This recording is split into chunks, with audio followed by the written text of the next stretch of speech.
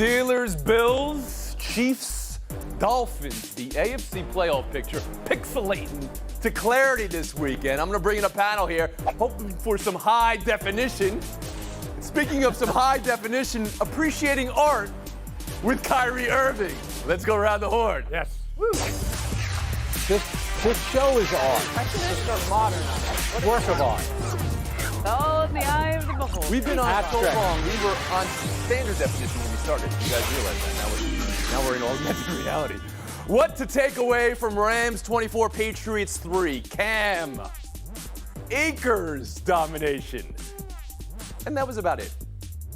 Now, I got a text from a panelist today, Bill Plaschke. He's wanting his points for correctly predicting Cam Akers bequeathed to Jackie McMullen. You can read exactly how that. Panel, how do we rule here? Thumbs up or thumbs down on Plaschke giving his points to. Doesn't No way! Doesn't No! Going the wrong way. Oh, Plaschke's killing Jackie Mack today. All right.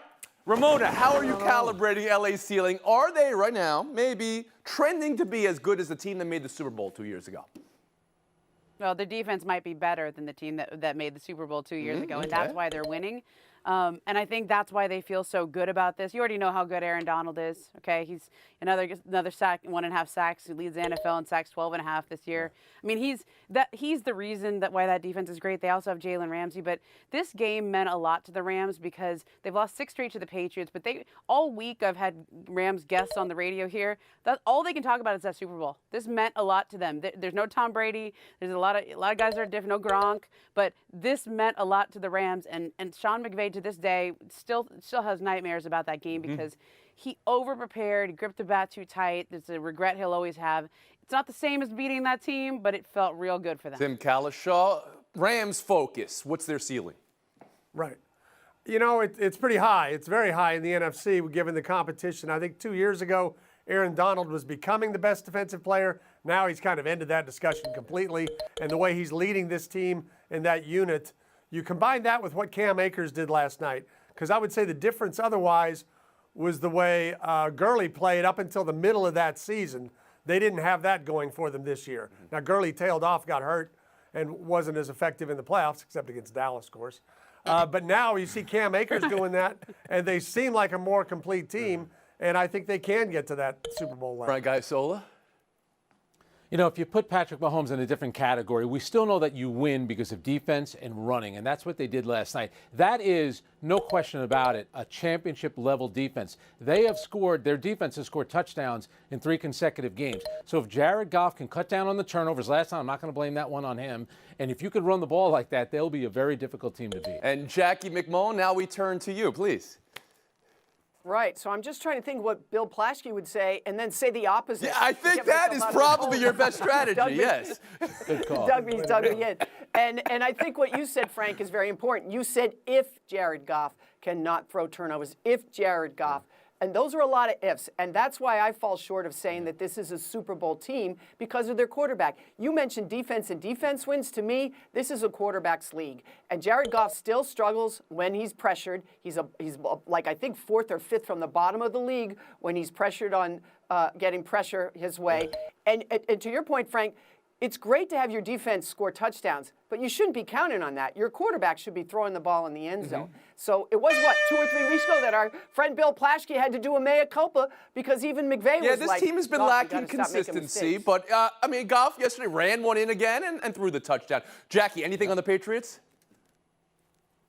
Absolutely not. Comparing the Patriots of 2 years ago to now, that to me is like the funniest thing I've heard of all. Are you kidding me? These guys are dead men. Yeah, it looks like you have the same offense they do right now. We're going to move on. Duke canceling the rest of the non-conference schedule. Players need to be with their families, Coach K said. The games were versus Charleston Southern and Gardner-Webb. There's a Notre Dame game wedged in between there that they will play because it's conference schedule. This comes as Krzyzewski appeals to the NCAA to look at the toll COVID's taking on players, and comes as Alabama head coach Nate Oates wondered if Krzyzewski would be saying this if Duke hadn't lost 2 games. Tim, how do you consider Krzyzewski's decision to pull out of these non-conference games? I think it's a good decision for him to make. I think he's showing his sincerity about this topic, he's not running away from good opponents. He's played the good opponents and come up short a couple times. But by doing this, they're going to play Notre Dame next week, and then players can have almost 2 weeks to go home and be with their families for the holidays and come back, I think, on the 29th. And I think he's sincere about the mental health aspect of players, college players. We just assume, hey, you just keep playing through all this. Your campus is going to be completely empty, but you're going to be going to practice every day and doing all this stuff. And at least he's pointing out some of the hypocrisy. Frank Isola? Yeah, and think about the teams that were going to get a chance to play Duke. That's a big thing when you play a team of that caliber. What I find interesting is that, can you imagine if the football coach of Duke went after the football coach at Alabama? That's basically what's happening here. And Nate Oates, who you mentioned, here's an interesting dynamic. This is a guy who was an assistant coach at Buffalo under Bobby Hurley. Bobby Hurley played at Duke. Something tells me the three of those guys are probably having a little conference call today. Jackie McMullen? So I understand where Coach K is coming from, and I do think there's some sincerity there. But I do have some sympathy for Charleston Southern, Gardner-Webb, those schools. This is their whole year. Those guys, you're penalizing them by canceling those games, and I think those guys need to be considered. And then I do understand the mental health part of this too. Lord knows. I understand the idea of maybe this shouldn't have happened at all in the first place. All that I understand. But to start talking about, well, they need to be home with their families and during the holidays. Well, that's true when there isn't a pandemic either. And honestly, no basketball coach that I ever met, including the ones that I played for, ever cared about that. We had practice Christmas Eve. We went home. We went back the day after Christmas to an empty campus. So that one falls a little flat with me. And the actual point of discussion nationally is don't go home to your families if you've been away right now during the pandemic. Right, good point. That's the other part of this. Give yourself a point, Tony. Riddle. Give yourself a point. Ramona Shelburne, how do you consider Krzyzewski pulling out of the non-conference but playing that Notre Dame game in between? Well, look, the whole thing is you're safer with your team because you're being tested every day, and you have all the resources that if you were to test positive, they isolate you. It is safer in some ways to keep playing these games. But I am sympathetic to the mental health aspect of this. I can't even imagine what it's like to be a college kid right now. I can't. A college athlete, like, are you on campus? Are you going to Zoom classes? Like, this season is messed up. And I go back to something Krzyzewski said earlier in the week, which is, hey, we've got the vaccine rolling out. We just got FDA approval, maybe by February or March or whatever. And he's thinking, like, why are we doing this now when the cases are spiking? Why not maybe take a little hiatus and move the season back? That's precisely right. And he suggested that earlier in the year and in the week, and I think it's a good point here. It's like, maybe we should stop and think, like, should we just pause for a minute? Every sport, buy ourselves some time. Stop down in April and May, and then build bubbles and everything to get through the summer when the reality is cases are much higher right now. Tim Kalish, last word. Yeah, I think Jackie made a very good point about normally campuses are closed and athletes are there. I just think the reason now that they're closed and going to be closed longer, I think there's a chance that plays in the student's mind. Like, everybody else is home. And is that the safer place? And it may not be the safer place. The campus might be the safe place. One more topic of discussion here. Kyrie Irving. Here's what he posted today. I pray we utilize the fine money for communities in need. Stop distracting me and my team and appreciate the art. I do not talk to pawns. Frank Isola, is Kyrie making a point here? And if so, do you have any idea what that might be? Tony, he's fighting a pointless battle with the media. In fact, he seems to be putting more energy and focus into not talking to the media than he is into talking to the media. This all goes back to what he said on Kevin Durant's podcast, where he made a comment about how we can all coach the team, and then he took a little subtle dig at LeBron. He doesn't want to answer those questions. So to go after the media the way you haven't spoken to the media in 6 months. The only media thing you did was with your own teammate. So take it up with him, not with the rest of the media. It's exhausting, this story. Jackie It Mack? really is. Yeah, I think the problem when it comes to Kyrie is Kyrie has a lot of thoughts. He likes to talk. I covered Kyrie for 2 pretty consistent years in Boston, and there would be some days when I'd say, hey, I want to talk to you. No, I don't. I'm not going to talk to you. And then 20 minutes later, he would have had a lot of thoughts. And I kind of like that about him. But you can't take the NBA hostage. And more importantly, you've put your team in an impossible position by doing this. a terrible position. And you're trying to start out with a new coach and a championship team, and the distraction has become the person that started the distraction by saying he didn't want it to be a distraction, if you can follow me, which I barely Is it can. really that bad for the team? I mean, you said hold hostage. Yeah. I mean, they were fined $25,000, I guess. So that's something. Yeah, but this is. But Tony, there's no solution yet. There's no end to this yet, and this is going to become a daily story. What if these fines start to double, and your team is complicit in your refusal to talk, whether they want to or not, because they can't. I mean, they can make Kyrie talk, but that's not what Kyrie ever responds to. Ramona Shelburne, your thoughts on it?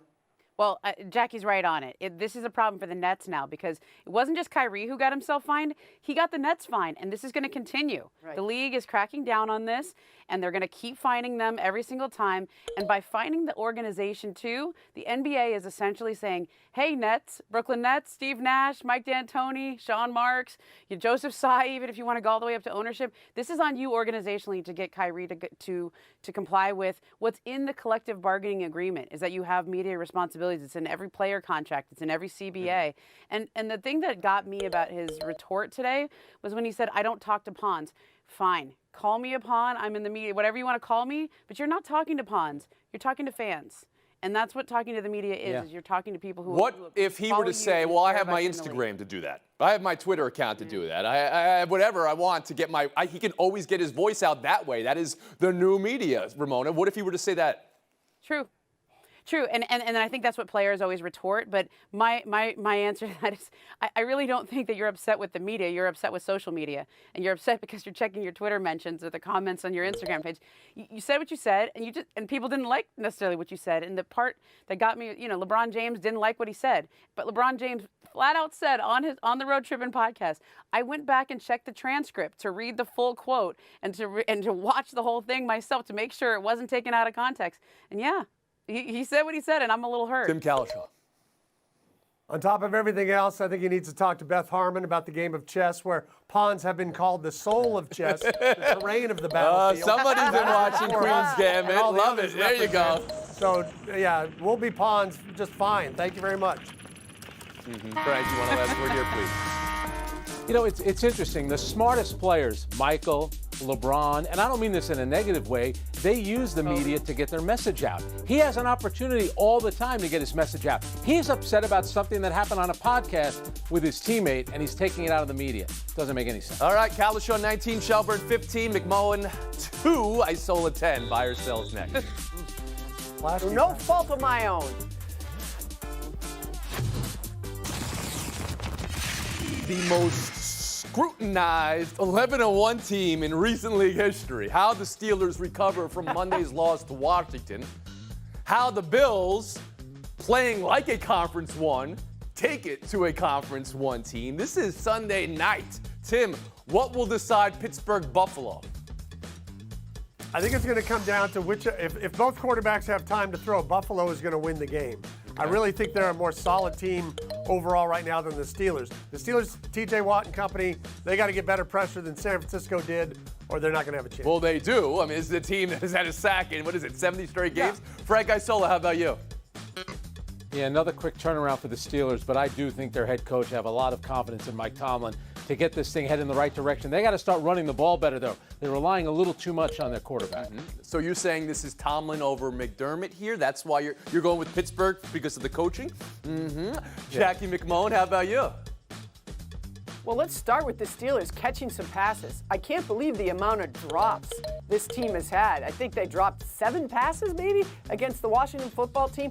Catch the ball. You do that, I'm telling you, it's hard to try to be undefeated. I think there's a relaxed thing here now. I think the Steelers come in and win this game. Ramona Shelburne.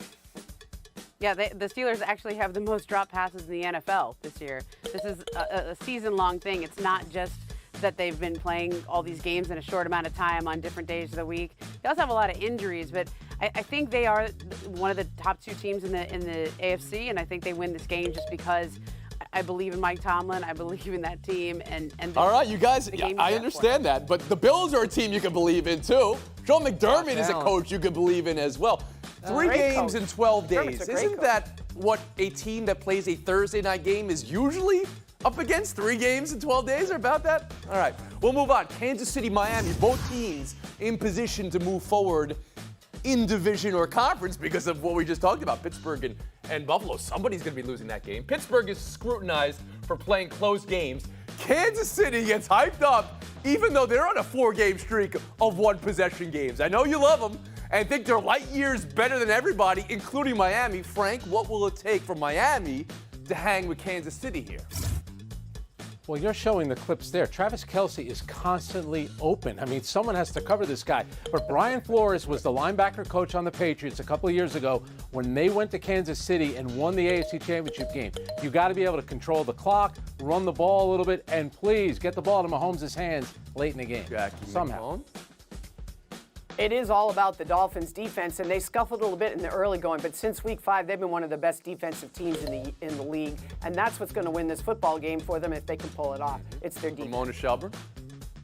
Well, like if Miami wins this game, it's Tua who was able to play, and he was limited in practice on Thursday, but they took the tape off his thumb, so that looks good. And they've been, he's really got injected them with a different kind of offense when he's out there. So the tape off the thumb is what.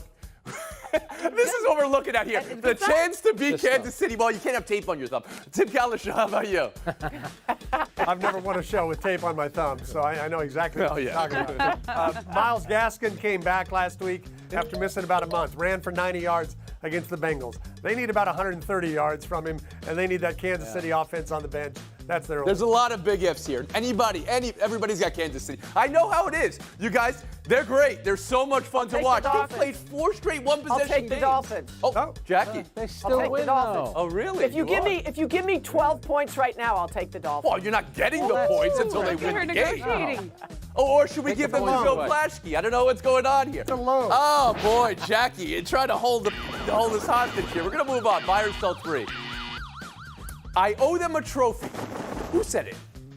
Roll I owe him tape. a trophy. Paul George. That's what I owe this organization.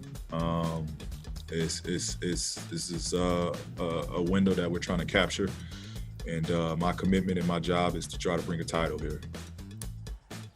Jackie, Paul George got the big contract extension. Supermax. Buy or sell his first remarks after that big contract extension. I buy them because he had a subpar postseason. He knows it. But he also owes them this, a full court press on Kawhi Leonard to also, when he can opt out of his contract this summer, to sign on the dotted line. They keep saying they're a duo. It's going to take both of them for the Clippers to even have a shot at winning it all. Look, sometimes players are looking for reasons to leave a situation. Other times they're looking for reasons to stay. The Clippers just gave Kawhi Leonard a reason to stay. But Paul George has to be the player that Kawhi recruited to come to LA with him, and not the guy that we saw hitting the side of the backboard at the end of the playoffs. I owe them a championship, Tim Kalisha. How'd you hear that? I buy his willingness, but I'm willing to go replace J.J. Barea for the Mavs. We're about the same height, but he shoots threes a little better than I do, and he's in a little better shape than I am. A little better. Paul George, 20 points a game in the playoffs. Really disappointed. I don't know that he's going to get a lot better. Frank Isola.